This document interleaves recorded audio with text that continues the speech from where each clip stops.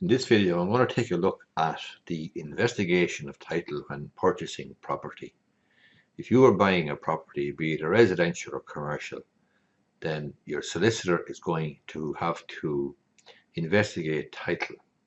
And in this video, I'm going to take a look at what that means and what it means for you as well, and what your responsibilities are as a purchaser or would-be purchaser of residential or commercial property. Firstly, what is title? Well, it's evidence of ownership of a particular interest or estate in property by an individual or by a company. So it's evidence of ownership. That's what title is. Good title is where the vendor of property can prove that they are the legal owner of a certain estate or interest in a property. And good marketable title is not defined by statute. However, it means the standard of title which is given and accepted by conveyancing solicitors following good conveyancing practice and rules set out by the Law Society of Ireland.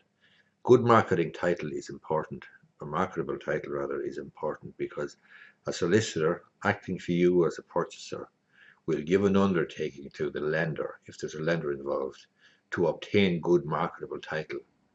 And that is why a solicitor will be very anxious and very concerned that good title is obtained, because the solicitor's undertaking is being given to the bank to get good marketable title. And good marketable title would not be title that would not be property, for example, that's difficult to sell because there may be a planning difficulty.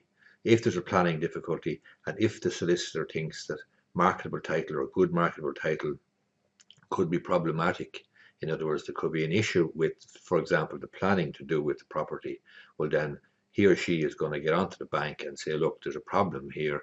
I'm going to have to qualify my undertaking to you to give you good marketable title, and are you happy to proceed on this basis? So the purchaser solicitor, that's your solicitor, must check the nature of the title that's offered for sale.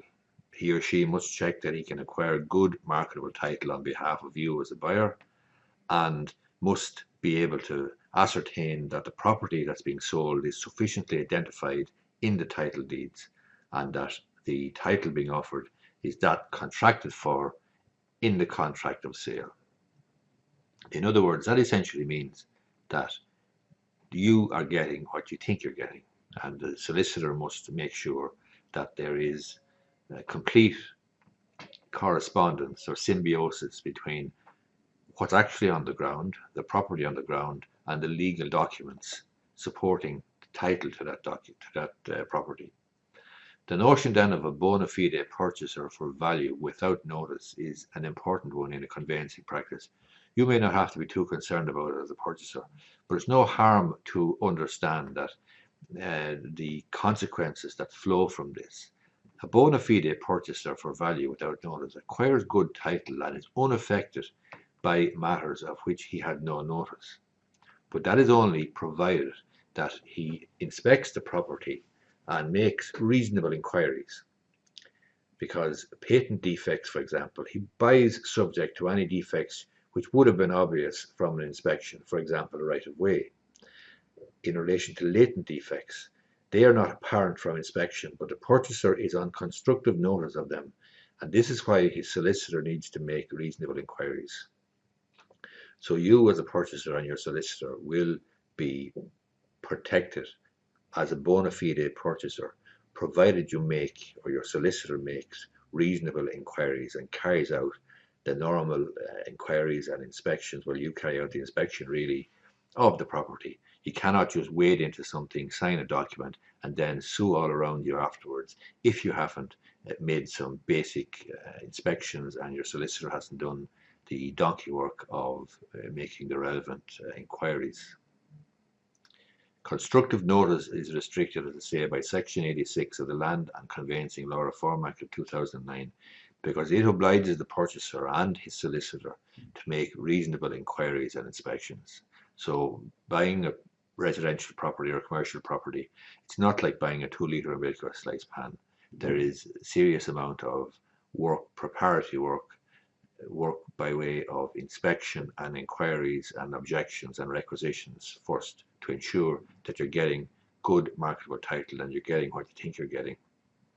Events on title which might require investigation would include deaths, lost registry of deeds documents, voluntary conveyances. A voluntary conveyance can be set aside if the donor is made bankrupt within 2 years of the deed of voluntary conveyance.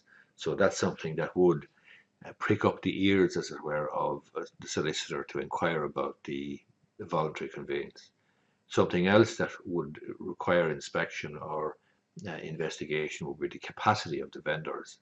So you might need further proofs. The solicitor might need further proofs if, for example, the vendor is a trustee, because the deed of trust will need to be produced showing a power of sale.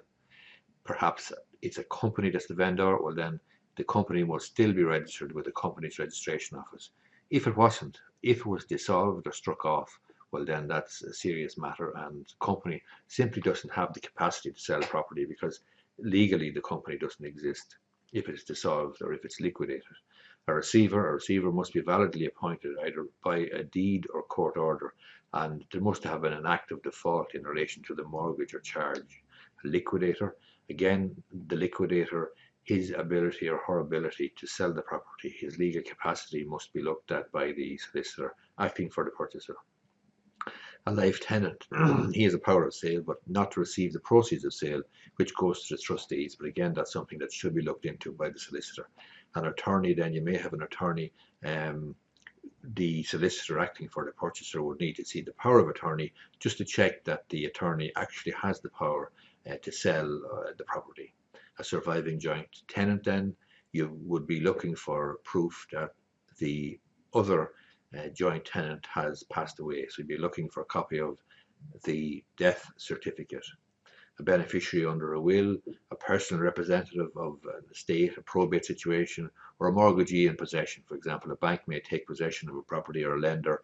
Some basic checks need to be carried out that to ensure the mortgagee properly obtained possession. In other words, there was a court order, or else there was a voluntary surrender of the property by the mortgagor to the mortgagee, that is the bank.